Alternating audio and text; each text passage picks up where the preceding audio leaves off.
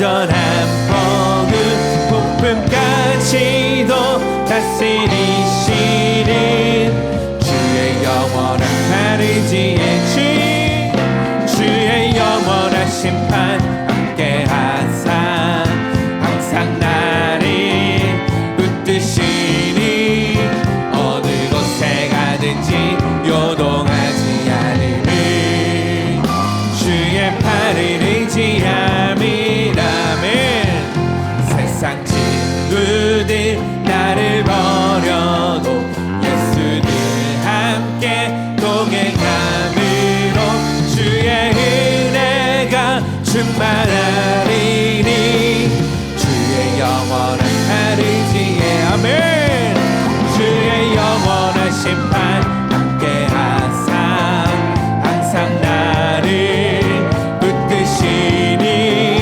어느 곳에 가든지 요동하지 않음을 주의 팔을 의지함이 나의 믿음이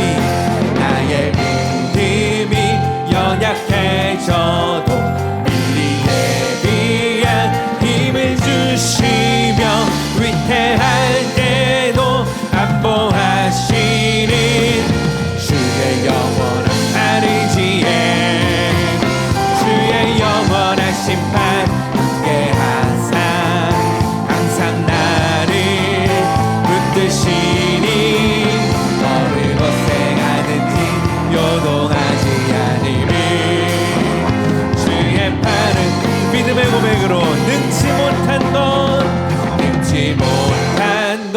주께 없으니 나의 인생을 주께 맡기며 나의 모든 짐 대신 지시는 우리 한 번 더 믿음의 고백으로 능치 못한 것 주님께 없으니 아멘 나의 인생을 주께 맡기며 나의 모든 짐 대신 지시는 그 주님의 팔을 의지합니다 할렐루야 주의 영원한 심판 함께하사 항상 나를 붙드시니 어느 곳에 가든지 요동하지 않음을 주의 팔을 의지함 주의 영원한 심판 함께하사 항상 나를 붙드시니 어느 곳에 가든지 요동하지 않음을 주의 팔을 의지함이라 할렐루야 여전히 우리를 붙들어 주시는 주님 그 좋으신 하나님 앞에 다시 한번 큰 박수로 한번 올려드립시다 할렐루야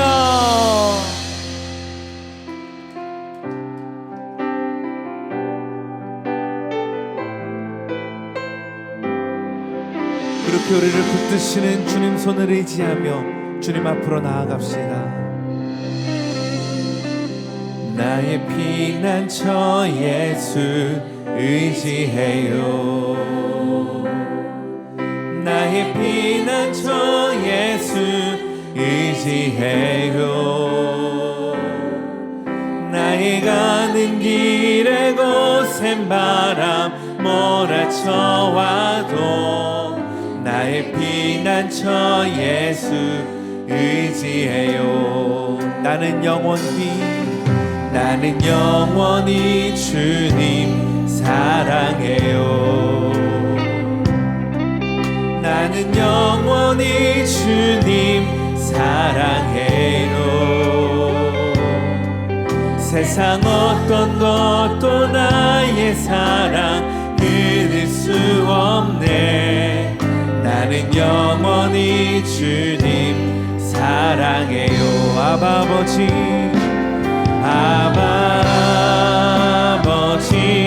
나를 사랑하시니 나의 모든 것 주께 드려요 아버지 내가 여기 있으니 주님 영광 위하여 써주세요 다시 한번 나의 피난처 예수 의지해요. 나의 피난처 예수 의지해요. 나의 가는 길에 거센 바람 몰아쳐와도 나의 피난처 예수, 그 주님 우리가 영원히 사랑합니다. 나는 영원히 주님 사랑해요. 나는 영원히 주님 사랑해요. 세상 어떤 것도 나의 사랑 이길 수 없네. 나는 영원히 주님, 그 주님 앞에 함께 자리에서 일어나 찬양하겠습니다. 아버지 나를 사랑하시니 나의 모든 것 주께 드려요. 아멘. 아버지 내가 여기 있으니 주님 영광 위하여. 한 번 더 고백하며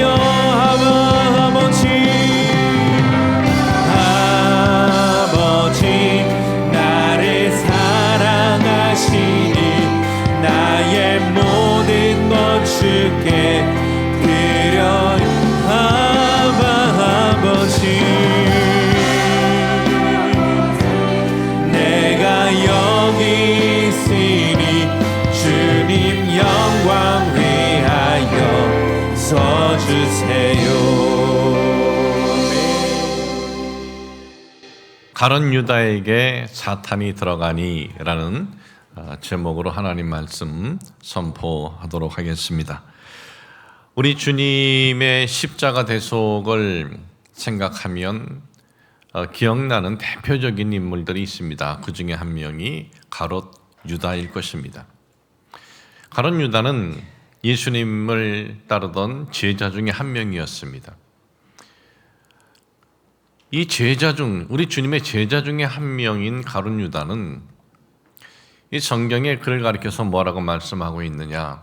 이 땅에 태어나지 않는 것이 나을 뻔했다. 너무나 비참한 존재로 그렇게 언급되고 있습니다. 왜 이 가룟 유다는 이렇게 비참한 저주받은 그런 존재로 언급되고 있습니까? 오늘 여러분들에게 읽어드린 말씀에 보면 그에게 사탄이 들어갔다. 사탄이 들어가서 그렇게 됐다는 것인가? 그러면 그 사탄이 가룟 유다 말고 다른 제자에게 들어갔다면 다른 제자가 예수님을 팔아 넘길 수도 있지 않았는가? 우린 그런 생각을 가질 수가 있습니다. 참 이렇게 본다면 이 모든 책임, 잘못은 가룟 유다보다는 사탄에게 있다. 우리는 그렇게 생각할 수도 있습니다. 그런데 모든 책임은 누구에게 있느냐? 가룟 유다에게 있습니다. 왜 그에게 모든 책임이 있느냐? 그 이유는 이렇습니다. 이 사탄이 가룟 유다의 마음속에 들어올 수 있도록 이 가룟 유다가 사탄이 자기 마음에 이 사탄이 들어올 수 있도록 가룟 유다가 그 공간을 허락을 했다라는 것입니다. 자, 그러면 가룟 유다가 어떻게 해서 사탄에게 자기 마음에 들어와서 자리를 잡을 수 있도록 공간을 허락을 했는지 알아보도록 하겠습니다. 예수님께서는 앞으로 자신에게 일어날 일들을 제자들에게 말씀해 주셨습니다. 그 말씀이 마태복음 16장 21절에 기록이 되어 있습니다. 이때로부터 예수 그리스도께서 자기가 예루살렘에 올라가 장로들과 대제사장들과 서기관들에게 많은 고난을 받고 죽임을 당하고 제3일에 살아나야 할 것을 제자들에게 비로소 나타내시니, 주님께서는 제자들에게 두 가지 언급을 하십니다. 하나는 주님의 죽으심, 그리고 주님께서 다시 사심, 이 다시 사심에 대해서도 주님께서 뭐라고 언급하십니까? 내가 죽은 다음에 3일 후에, 그러니까 막연히 내가 뭐 언제 다시 살 수 있을 것이다, 뭐 그렇게 말씀한 것이 아닙니다. 정확히 날짜도 언급해 주셨습니다. 3일 후에 다시 살 것을. 그런데 이 이야기를 들은 제자들은 어디에만 반응을 했느냐? 예수님의 죽으심에 대해서만 반응을 합니다. 예수님의 다시 사심에 대해서는 그 누구도 반응하지 않습니다. 이 주님의 제자 중 수제자 베드로는 뭐라 그랬습니까? 마태복음 16장 22절에 보면은 베드로가 예수를 붙들고 항변하여 그랬어요. 항변하여 이르되 주여 그리 마옵소서, 이 일이 결코 주께 미치지 아니하리이다. 아니 주님께서 죽으시다니요. 항변하는 거예요. 결코 그런 일은 일어나서는 안 됩니다. 그런 일은 일어날 수가 없습니다. 이 주님은 죽으신 다음에 3일 후에 다시 사신다고 하셨는데, 다시 사신다는 것에 대해서는 그 누구도 반응하지 않아요. 주님이 죽으시면 안 된다 이거예요. 주님이 죽으신다는데 다들 아주 신경이 날카로워졌습니다. 도대체 왜 이렇게 주님을 죽게 하면 안 된다 이렇게들 난리를 치고 있습니까? 주님께서 죽으시면은요, 그의 제자들은 자기들이 가졌던 꿈, 기대, 희망, 소원 다 무너지는 거예요. 이 주님의 제자들, 그리고 이 주님을 따랐던 군중들, 그들이 주님으로부터 가졌던 기대가 있습니다. 그것이 무엇입니까? 지난주에 잠깐 말씀드렸지만은 이 말라기부터 신약시대 중간사 400여 년 동안 그 있었던 사건 중에 하나가 이스라엘 백성들 마음속에 가장 큰 기쁨과 감사 잊지 못한 사건이 바로 주전 168년에 있었던 유다 마카비라는 사람의 반란이 성공한 거예요. 그 당시 셀레우코스 왕조에게 대항을 해서 셀레우코스 왕조에게서 해방을 얻고 자유를 얻고 독립을 하고 예루살렘 성전을 회복을 한 거예요. 그래서 생각을 합니다. 주님의 저런 초자연적인 능력이라면 우리가 그때처럼 해방을 얻고 자유를 얻고 독립을 얻을 수 있을 것이다. 새로운 세상이 펼쳐질 것이다.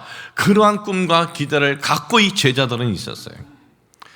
새로운 세대가 열려지면 어떻게 됩니까? 마태복음 20장에 보면은 세베대의 두 아들의 어머니가 이런 얘기를 합니다. 주님, 당신의 나라가 임할 때 내 이 두 아들 중에 하나는 당신의 오른편에, 또 다른 한 아들은 당신의 왼편에 세워주시옵소서. 이 세베대의 두 아들은 초대교회 때 가장 먼저 순교를 당했던 야고보, 그리고 또 한 아들은 밤모셈의 유배당에서 있었던 그 요한, 이들인데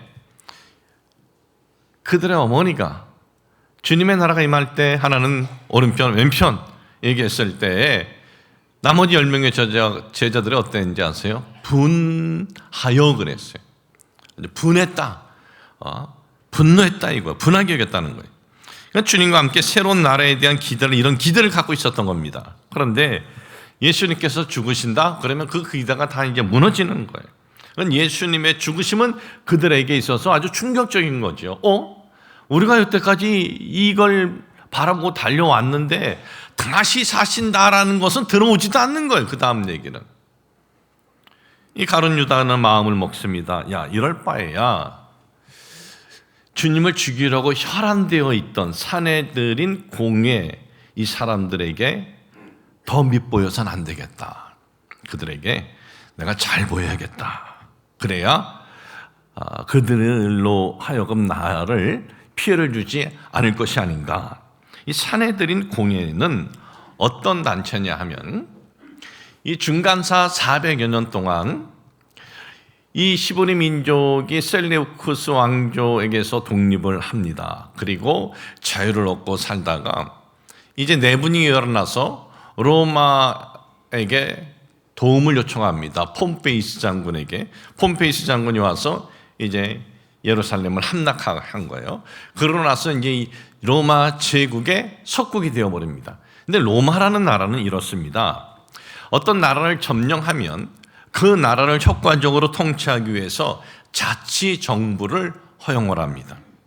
로마는 이 시보리 민족은 독특한 민족이라 유대교 하나의 신을 섬기는 독특한 민족이기 때문에 또 종교적인 아주 열성이 있는 민족이기 때문에 그래서 이 유대 민족은요 속국이었을 때도 25살에서 50세까지는 매년 성전세를 냈어요. 그런 것을 감안해서 이 시보리 민족의 종교 지도자들로 하여금 그 나라를 자체적으로 이끌어갈 수 있도록 사법권, 행정권을 주면서 이끌어갈 수 있도록 한 것이 사내들인 공예예요. 그러니까 이 사내들인 공예는 대다수가 누굽니까? 친로마 사람들이에요. 대제사장, 제사장, 하나님이 임명한 것이 아니라 로마 제국이 임명을 해요. 자기네들에게 말을 잘 듣고 또 이들이 세금을 다 걷어들여서 이들이 갖다 바쳐요. 유대인들에게 세금을 걷어들여가지고 바치는 거예요. 사두개인, 바리새인, 율법사 이런 이들로 구성이 되어 있습니다. 그러니 로마에게 크게 해가 되지 않는 거면은 이들이 결정한 건 다 들어줘요. 누굴 종교적으로 죽인다 해도 들어주는 거예요. 물론 허락은 로마 총독에게 받아야 하지만 거부하지 않는 거예요. 그래야 저들은 더 많은 세금을 걷어다가 로마에 갖다 바칠 것이고 그리고 이 유대 민족에게 혼돈이 없게끔 하는 이 단체이기도 합니다. 이 사내들인 공의회가 그 예수님을 이제 죽인다 그러면 이제 죽이는 거예요. 그런데 이 사내들인 공의회는 왜 도대체 예수님을 죽이려고 할까요? 그 이유가 무엇일까요? 예수님께서 무슨 악행을 했습니까? 예수님께서 뭐 남의 것을 빼앗았습니까? 악행을 한 게 없어요. 요즘 우리 사회에 가장 크게 문제되고 큰 관심거리 중에 하나가 나는 신이다. 신을 배신한 그 인간들이라 해야 할지 짐승들이라 해야 할지 모르겠는데 그런 이들은 참 사회에 굉장히 악을 행한 것들이죠. 그런 것들은 정말 사회에 영원히 격리시켜야 되고 다른 걸 시켜도 좋을 텐데 목사가 또 그런 말을 하면 안 되니까 격리시켜야 되고 그렇게 해서 군중들을 속여가지고 착복한 것을 전부 다 걷어들여가지고 다른 곳에 쓰게 해야 된다고 생각이 됩니다. 그런데 예수님은 그런 게 아니잖아. 다 살리고 나눠주고 말씀 주시고 그랬는데 그런데 왜 도대체 예수님을 죽이려고 이렇게 혈안이 되었느냐 이거죠. 그 이유는 이것 때문에 그렇습니다. 이 예수님께서 저들의 악행을 지적을 하셨어요. 이 절기가 오기 전에 그 악행을 지적을 하셨어요. 어떤 악행을 지적을 했냐면 예수님께서 누가복음 19장에 보면은 예루살렘에 입성을 하실 때 군중들이 호산나 호산나 하면서 자기 겉옷을 깔아요. 이 겉옷을 깔았다는 것은 성의를 보였다라는 정도가 아니에요. 왕이 행차를 할 때 겉옷을 깔아요. 그러니까 예수님 앞에 그렇게 한 것은 바로 그런 의미예요. 로마 제국으로부터 우리를 해방시켜 주실 왕 호산나 주여 우리를 제발 구원하소서 찬양을 한 겁니다. 그렇게 해서 이제 성전에 예수님께서 들어가셔서 뭐라 그러십니까? 성전 청결이라 하는데 내 집은 만민이 기도하는 집인데 왜 이렇게 강도의 소굴로 만들었느냐? 여기에는 그런 의미가 있어요. 단순히 장사하는 이들을 내쫓고 그 정도가 아니에요. 그리고 이 사건이 대제사장, 제사장, 그리고 서기관, 바리새인, 그리고 이 사두개인이 하나가 돼서 예수를 바로잡게 죽이자 그러는 거예요. 원래 바리새인과 사두개인은 둘이 원수예요. 중간기 시대 때 서로 원수였어요. 그런데 이때도 서로 원수인데 예수님을 죽이자는 데는 한 마음이 되어버립니다. 아니, 성전 청결 사건 앞에서 왜 이렇게 극단적인 반응을 하느냐? 그것은 이런 이유 때문에 그렇습니다. 이제 흩어진 유대인들이 절기 때만 되면 예루살렘에 옵니다. 그 성전에서 제사를 드립니다. 제사를 드릴 때에 가축들이 있어야 하지 않겠습니까? 근데 먼 곳에서 오면은 그 성한 가축을 먼 곳에서부터 가져올 수가 없는 거예요. 가축이 오다 보면은 상처가 나고 다치기 때문에 하나님 앞에 드릴 때는 흠이 없어야 되는데 흠 없는 가축을 먼 곳에서부터 가져올 수가 없습니다. 그러면 성전에 와서 성전에서 키운 이들 공회의 사람들이 시켜서 키운 그 제물을 사는 거예요. 그렇기 때문에 그 제물을 살 때 터무니없이 아주 부리지 않겠지만 그래도 그 시대 가격으로는 상당히 차이가 나는 가격을 불러도 어쩔 수 없이 사는 거예요. 또 하나는 뭐냐 하면 그 당시 이 로마 화폐 단위가 있습니다. 우리가 달란트 비율을 보잖아요. 한 달란트, 한 달란트, 두 달란트, 다섯 달란트, 한 달란트는 쫓겨져서 열받아가지고 숨겨놨다 그러는데 그런 의미는 아니고요. 한 달란트는 그 당시 로마 제국의 아주 귀족들도 함부로 사용할 수 없는 큰 단위예요. 그것이 평생을 만질 수 없는 게 한 달란트고 가장 높은 단위.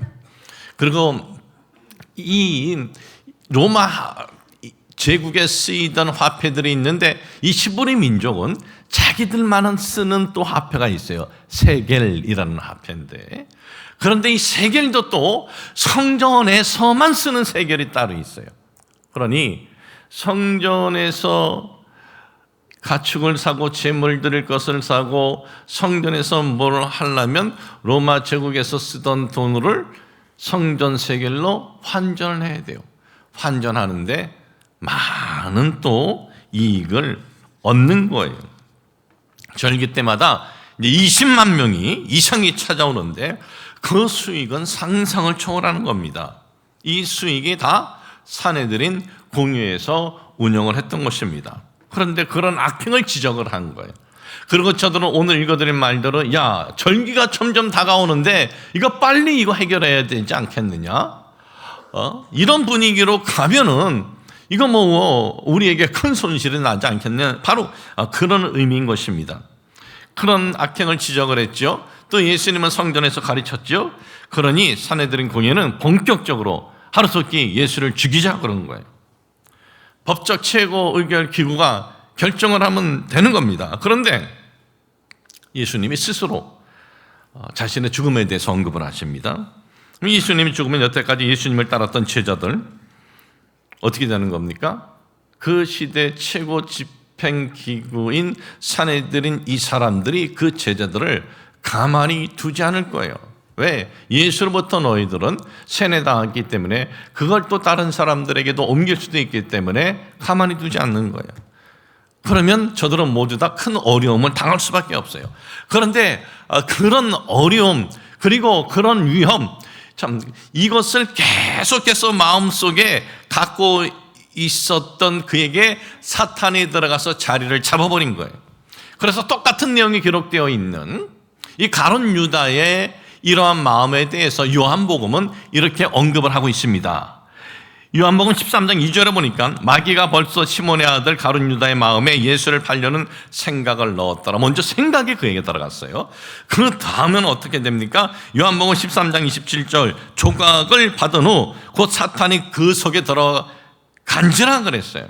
그러니까 예수님을 팔아서 사내들인 공회인들에게 내가 보복을 당하지 말아야겠다는 그 생각이 있었고 그 다음에 그 생각을 유다 마음속에 그가 자리를 잡습니다. 자리를 잡으니 사탄이 들어가서 꽈리를 튼 거예요. 그 마음에.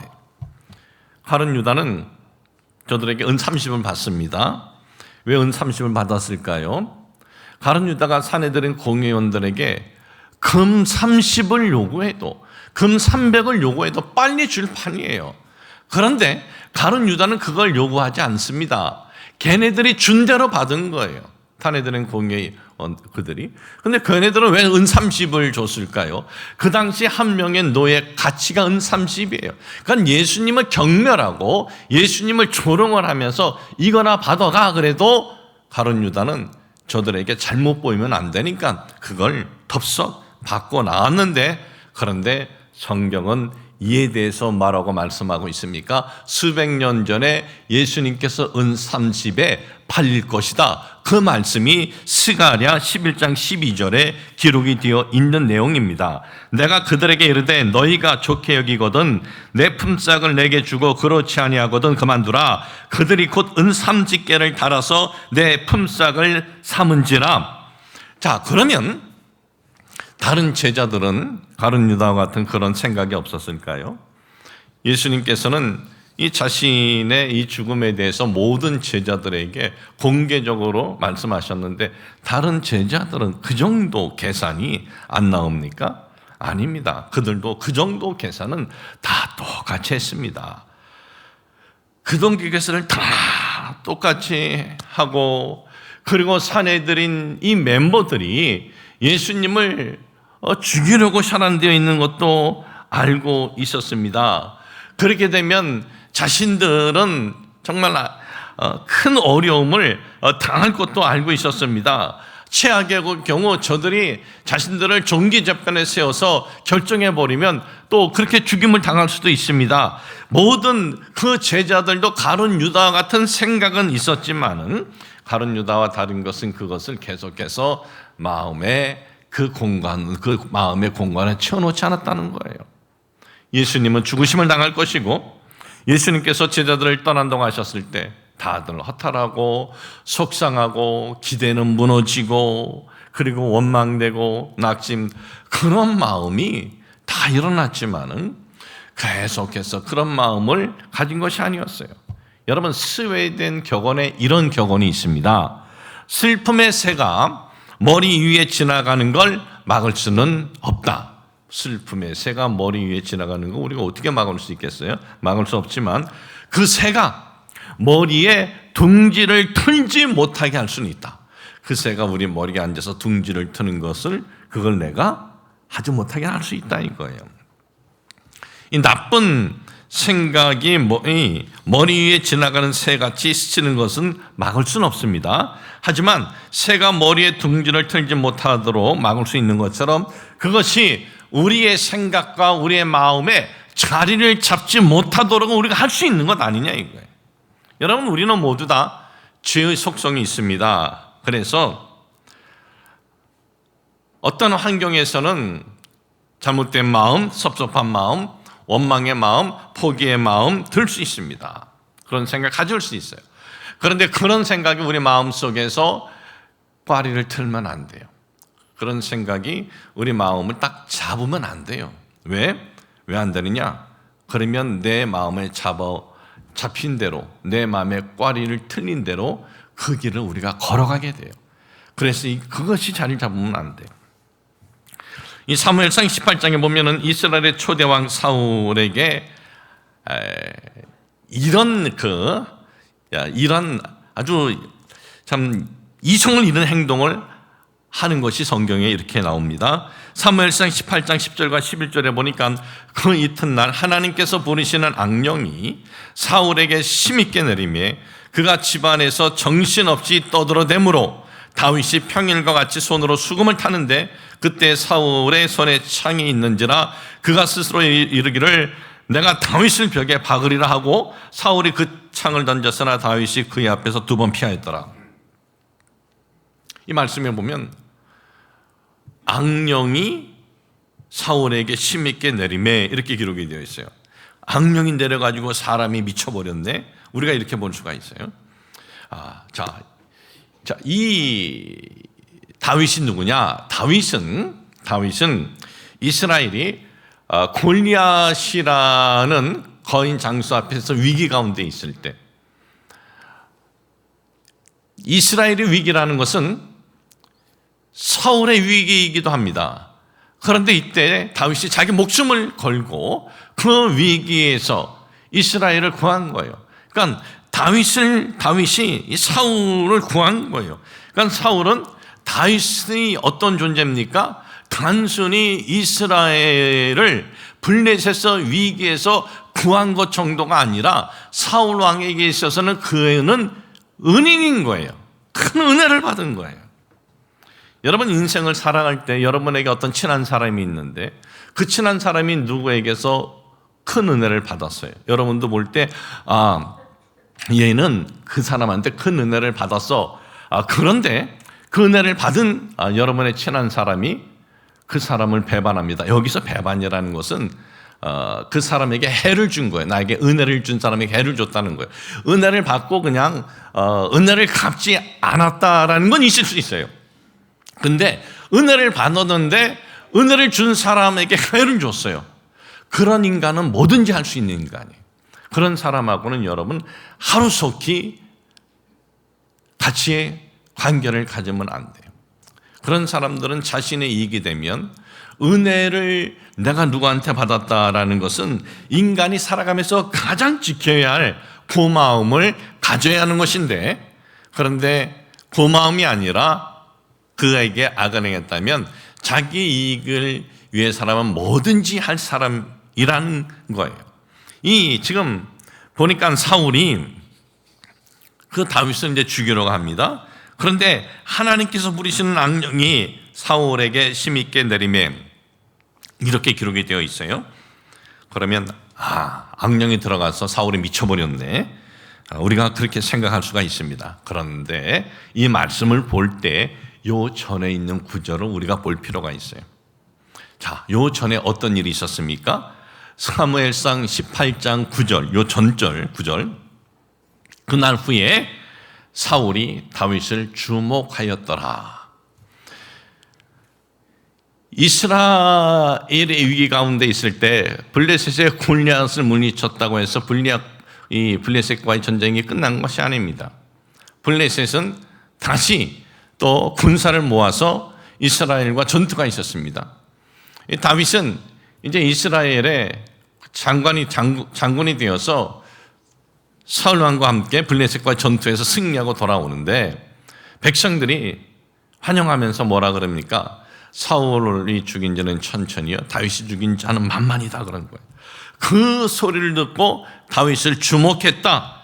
그 소리를 듣고 다윗에 대해서 분노를 갖고 화를 갖고 계속해서 그를 주목하고 있었다라는 것입니다. 이 사울은 다윗을 볼 때마다 그런 안 좋은 마음, 그런 상한 마음을 계속 갖고 있었다는 겁니다. 그럴 때 그것을 보고 악령이 그에게 들어가서 자리를 잡은 것입니다. 그러나 어떻게 합니까? 다윗을 죽이려고 합니다. 물론 사울도 사람입니다. 그래서 왕인 자신보다 이 다윗을 더 칭송하는 노래가 들릴 때 왜 마음이 불편하지 않겠습니까? 마음에 불편함이 있을 겁니다. 그런데 그 분노의 마음, 그 상한 마음, 그 화가 난 마음, 그 악한 마음을 계속 가지고 있었기 때문에 악령이, 사탄이 들어가서 그를 망친 거예요. 여러분, 우리가 살아갈 때 상한 마음, 그리고 절망의 마음, 분노의 마음, 원망의 마음 이런 날 때가 있습니다. 그럴 때 그걸 내가 계속 가지고 있으면 그 내 마음속에 자리 잡은 그것이 나를 그 길로 이끌어 간다는 거예요. 그러니 내가 파괴적인 마음을 가지고 분노의 마음을 가지면 파괴와 분노의 삶으로 내가 가게 되는 거예요. 그렇기 때문에 우리 속에 이 마음의 공간에 우리는 나쁜 것들은 우리가 하루속히 끄집어내야 되는 거예요. 잠시 생각이 일어나는 건 괜찮습니다. 그러나 그런 마음이 우리에게 사로잡히면 안 됩니다. 토마스 칼라일이라는 사람이 있습니다. 이 사람은 스코틀랜드에서 태어났는데 영국의 사상가고 역사가고 그리고 철학자였는데 청교도 가정에서 태어나서 자란 이 토마스 칼라일이라는 사람이 있는데 이 사람의 대표적인 저서가 있습니다. 그 저서는 그 유명한 이 프랑스 혁명사입니다. 근데 프랑스 혁명사가 처음에 원고가 이제 완성이 되었을 때, 야, 이것 좀 친한 친구에게 가져갑니다. 존 스튜어트 밀에게 가져가서, 친구야, 이것 좀 네가 좀 보고 그 느낌을 나에게 좀 말을 좀 해다오 그랬어요. 갖다 줬어요. 며칠이 지났는데 이 친구가 아주 얼굴이 파래가지고 찾아온 거예요. 일을 어쩌면 좋냐는 거예요. 집에서 일하던 여자애가 그걸 다 불쏘시개로 다 태워버렸다는 거예요. 그 말을 듣고 너무나 황당합니다. 자, 참 여러분, 이거는요 겪어보지 않으면 몰라요. 여러분, 이 글을 쓸 때 보면은요, 글을 쓸 때 순간적 어떤 영감이 떠오를 때 있어요. 어떤 스토리가. 이건 써놓지 않으면 잊어버려요. 써놓지 않으면, 기록해 놓지 않으면 조금 지나면 잊어버려요. 여러분, 지난주 제가 설교 뭐 했어요? 제목 아는 분? 뭔지 뭐 하긴 한 것 같은데, 예수님 십자가 강도 얘기했나? 예, 그게 정상이에요. 저도 갑자기 물어보면 내가 지난주 뭐 설교했지 제목이? 그럴 확률이 저도 많아요. 그러니까 우리가 이 어떤 중요한 건 기록해 놓지 않으면은 그걸 잊어버려요. 제가 10여 년 전에 제 설교를 이렇게 다시 들여다보면서, 야, 어떻게 이렇게 죽을 쓸 때가 있는가? 그럴 때도 있지만, 어떤 거는, 야, 그때 어떻게 이렇게 영감 있게 또 준비했는가? 참 대단하다. 그런 것도 있어요. 그러니까 다 하나하나 제가 기록해서 버리지 않는 이유가 거기에 있어요. 우리 교회 24년 동안 설교한 거 하나도 버린 게 없어요. 언제고 다시 열어보면서 내가 또 그때 느꼈던 것, 그때 내가 깨달았던 것을 다시 그 자료를 얻을 수 있기 때문에. 자, 그런데 이걸 다 잃어버린 거예요, 하루아침에. 그러니 얼마나 낙심이 됐겠습니까? 이걸 어떻게 하나? 어떻게 내가 다시 그 영감들을 내가 얻어가지고 할 수 있는가? 낙심되어 있던 어느 날이었습니다. 마음을 바꾸는 계기가 그에게 있었어요. 하루는 한 벽돌공이 벽돌을 쌓는 거 보니까 하나하나 아주 정성을 다해서 쌓는 거예요. 뭐 벽돌을 쌓을 때 뭐 아무렇게나 쌉니까? 하나하나 맞춰야죠. 하나라도 잘못 쌓으면은 그거 잘못되니까 그걸 보면서 마음을 바꿔요. 벽돌공이 벽돌을 한 장씩 한 장씩 쌓아 올리는 저 심정을 가지고 내가 날마다 한 페이지씩 다시 쓰자. 날마다 한 페이지씩. 그래서 그 프랑스 혁명사는 더욱 훌륭한 프랑스 혁명사를 세상에 내놓은 것으로 유명합니다. 그가 그 마음에 자리 잡았던 그 속상함, 낙심, 끝났다. 참 이 공간을 바꾸지 않았더라면 더욱 훌륭한 프랑스 혁명사는 세상에 나오지도 못했을 것입니다. 성도 여러분, 승리의 길 여기에 있습니다. 나쁜 마음 우리 속에 자리 잡지 않도록 하는 거예요. 혹 여러분 중에 어떤 사건으로 인해서 여러분 마음의 꽈리를 안 좋은 것이 틀어진 거 있습니까? 오늘 그걸 바꾸시기를 축복을 합니다. 예배를 드리면서 또는 여러분들이 기도하면서, 주님, 제가 이 사건으로 인해서 그 사건이 제 마음에 정말 나쁜 꽈리를 틀었습니다. 주님께서 저를 좀 도와주세요. 저는 오늘 우리 주님께서 여러분 한 분 한 분 도와주실 줄로 믿습니다. 우리가 잘못된 마음, 이 부정적인 마음, 분노의 마음, 실패의 마음, 원망의 마음, 절망의 마음, 포기의 마음에서 좋은 마음, 승리의 마음, 희망의 마음으로 바꾸시길 주님의 이름으로 축복을 합니다. 하나님 아버지, 오늘 우리 마음의 공간에 무엇이 자리 잡고 있습니까? 잘못된 것이 자리 잡고 있다면 오늘 그것이 우리 속에서 빼어나지고, 그리고 좋은 마음, 승리의 마음이 우리 속에 자리 잡을 수 있도록 우리 주님께서 저희들을 도와주옵소서. 예수님의 이름으로 기도합니다. 아멘.